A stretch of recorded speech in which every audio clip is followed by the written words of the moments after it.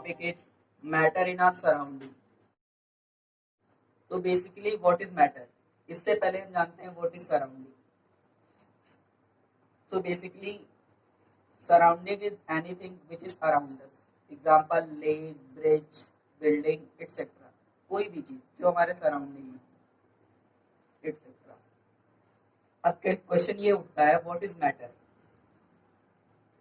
Matter is anything which occupies space and has a fixed volume.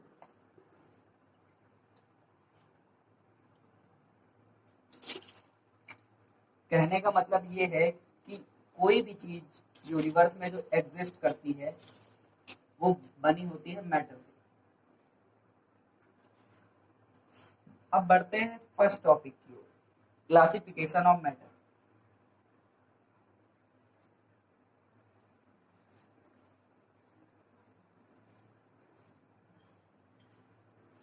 Ancient scientist ने matter को 5 type में classify किया था.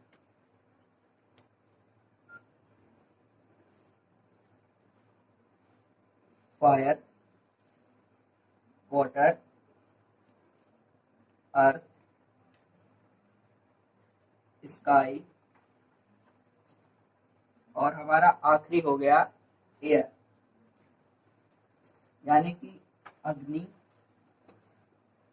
जल, पृथ्वी, आकाश और आखिरी वायु. हमारे मॉडर्न साइंटिस्ट ने क्लासिफिकेशन ऑफ मैटर को 2 ग्रुपों में डिवाइड किया है. पहला according to the physical property और सेकंड हो गया हमारा अकॉर्डिंग टू केमिकल प्रॉपर्टी.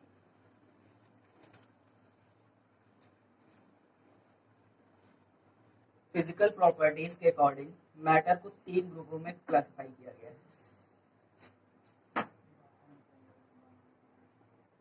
पहला सॉलिड, सेकंड लिक्विड और थर्ड आता है गैस. अब तीनों के बीच में डिफरेंस क्या है? तो पहला डिफरेंस मेन ये है कि सॉलिड के जो पार्टिकल्स होते हैं उनके बीच स्पेस बहुत ही कम होता है. कहने का मतलब ये हो गया कि solids particles are tightly combined.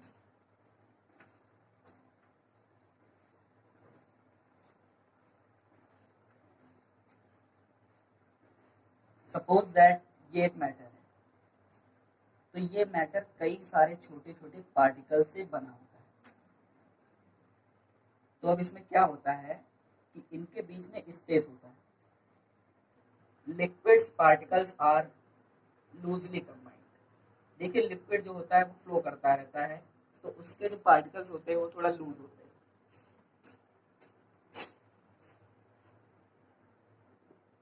सबसे ज्यादा स्पेस गैसेस के पार्टिकल्स में होता है, क्योंकि आप सभी ने देखा होगा कि गैस अगर किसी भी कमरे में मान लीजिए किसी गैस को छोड़ा गया है तो वो पूरे रूम में फैल जाती है. तो गैस के पार्टिकल्स में सबसे ज्यादा स्पेस होता है. अब बढ़ते हैं हमारे सेकंड पॉइंट. सेकंड पॉइंट हमारा बेसिकली बेस्ड है इंटरमोलिकुलर स्पेस के बीच में. अब पहले जान लेते हैं कि इंटरमोलिकुलर स्पेस क्या होता है. Suppose that this is a matter. ये कई सारे पार्टिकल से बना होता है.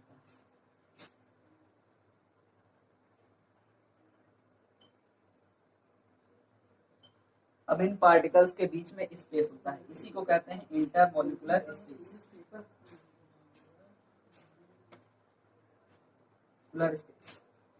तो सॉलिड के पार्टिकल्स टाइटली कंबाइंड होते हैं, तो उनके बीच का इंटरमोलिकुलर स्पेस बहुत ही कम होता है. Space is very less.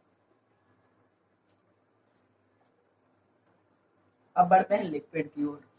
Liquid तो आप सभी को मैंने बता ही दिया है कि वो फ्लो करता रहता है. तो इसका मतलब ये हुआ कि उसके बीच का इंटरमोलिकुलर स्पेस सॉलिड के मुकाबले ज्यादा होता है.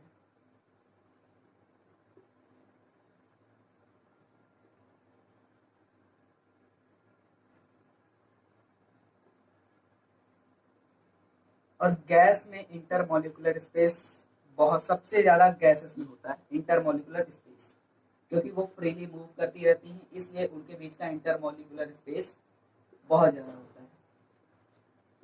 अब बेसिकली हमारा थर्ड पॉइंट बेस्ड है इंटरमोलिकुलर फोर्स ऑफ अट्रैक्शन के बीच में। जैसे कि ये एक मैटर है, ये पार्टिकल्स हैं और ये इनके बीच का इंटरमोलिकुलर स्पेस। तो इनके पार्टिकल्स क्या करते हैं, आपस में एक फोर्स लगाते हैं ताकि वो एक दूसरे से बंधे रहे। इसी को कहते हैं intermolecular force of attraction between the particles.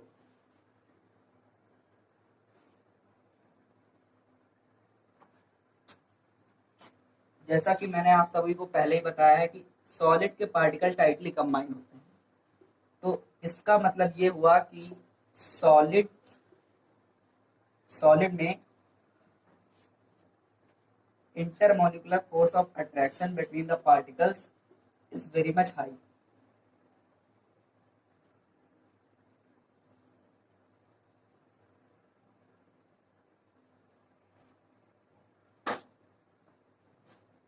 अब आते हैं सेकंड लिक्विड की ओर। लिक्विड हमेशा फ्लो करता रहता है, तो उसके बीच का इंटरमोलिकुलर फोर्स ऑफ अट्रैक्शन थोड़ा सा कम होता है सॉलिड के मुकाबले।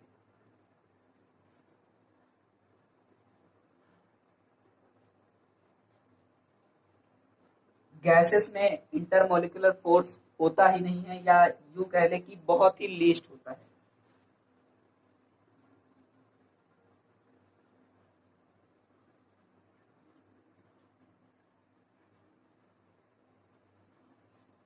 इसको नॉट प्रेजेंट भी लिखते। अब फर्स्ट है हमारा एलिमेंट। What is element? जैसे कि ये कोई मैटर है, अब इस मैटर में एक ही टाइप के एलिमेंट है, ये कहलाता है एलिमेंट। एक ही टाइप के पार्टिकल्स, सॉरी एक ही टाइप के पार्टिकल्स हैं, ये कहलाता है एलिमेंट। तो कहने का मतलब ये हुआ element consist of only one type of atoms.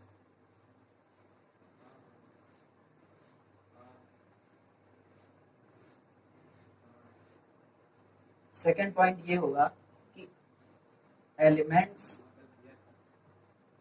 Atoms cannot be broken into simpler ones.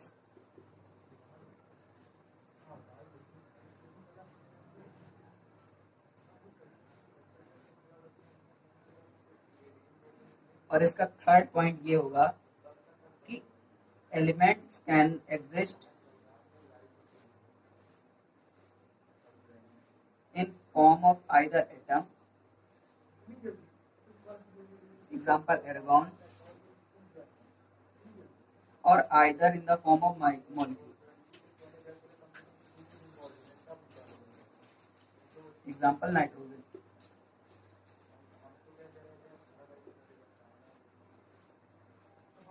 Second है हमारा compound. It consist of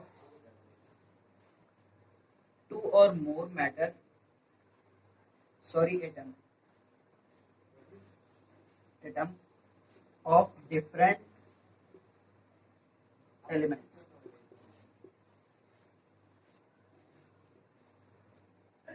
It can be broken down into simpler type of atoms.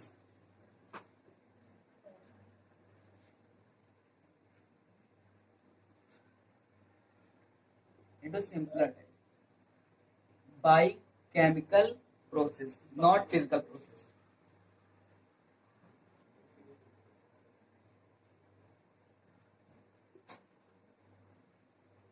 कहने का मतलब ये हुआ कि इसके जो एटम्स हैं वो सिंपलर वे में और भी ज्यादा ब्रोकन हो सकते हैं केमिकल प्रोसेस से, not by physical process.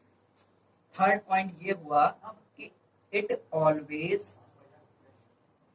Contains same ratio of its components atoms. अगर हम इस सेंटेंस को सिंप्लीफाई करें तो इसका मतलब ये हुआ कि जैसे कि हमारा एक एलिमेंट है वाटर, वाटर को कहेंगे H2O। तो इसमें इसका एक फिक्स रेशियो होता है 2:1। कहने का मतलब है हाइड्रोजन के 2 एटम्स होंगे और ऑक्सीजन के 1। ये हमेशा फिक्स रहता है कंपाउंड्स में। अब बढ़ते हैं हम मिक्सचर की ओर। Mixture consist of 2 or more different type of elements or compounds।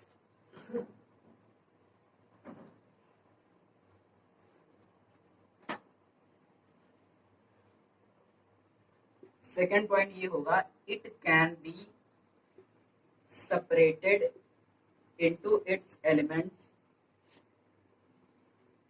by the physical means। मतलब कि हम इसके एलिमेंट्स को अलग कर सकते हैं फिजिकल प्रोसेस के द्वारा। दूसरा टॉपिक ये है characteristics of particles of matter.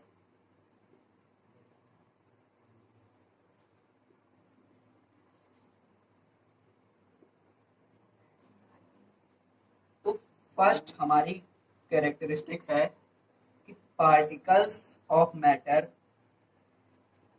must have space between them।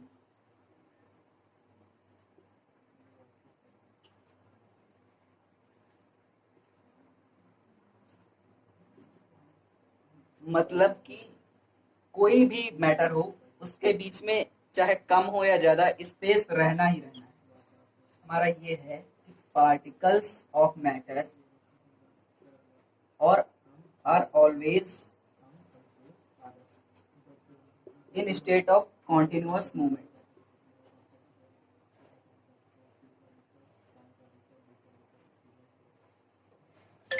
मतलब कि जो पार्टिकल्स होते हैं मैटर के वो हमेशा मूव करते रहते हैं, दे आर कॉन्टिन्यूअस मूवेबल।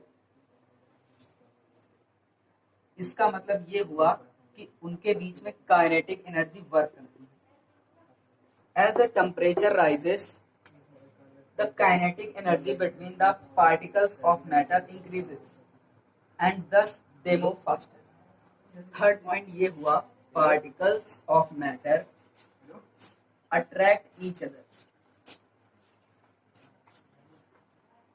जैसा कि मैं पहले भी बता चुका हूं, उनके बीच में एक इंटरमोलिकुलर फोर्स ऑफ अट्रैक्शन होता है जो कि उन दोनों को कंबाइन रखता है। थर्ड टॉपिक है change in the state of matter.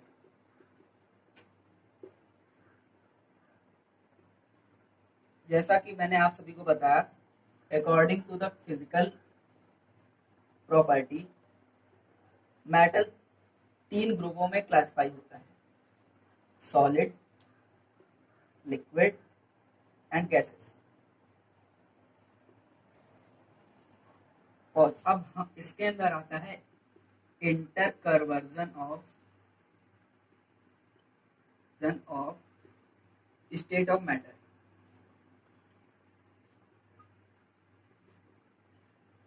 क्या होता है interconversion of state of matter? इसके कहने का मतलब ये हुआ, the phenomena of changing a state of matter into another and back to its original state by altering the conditions of temperature and pressure is called interconversion of state of matter। Formula में 2 factors responsible होते हैं, पहला pressure, second temperature. अब इसके बारे में और briefly हम एक्सप्लेन करेंगे अपने नेक्स्ट वीडियो। तब तक के लिए स्टे ट्यून्ड।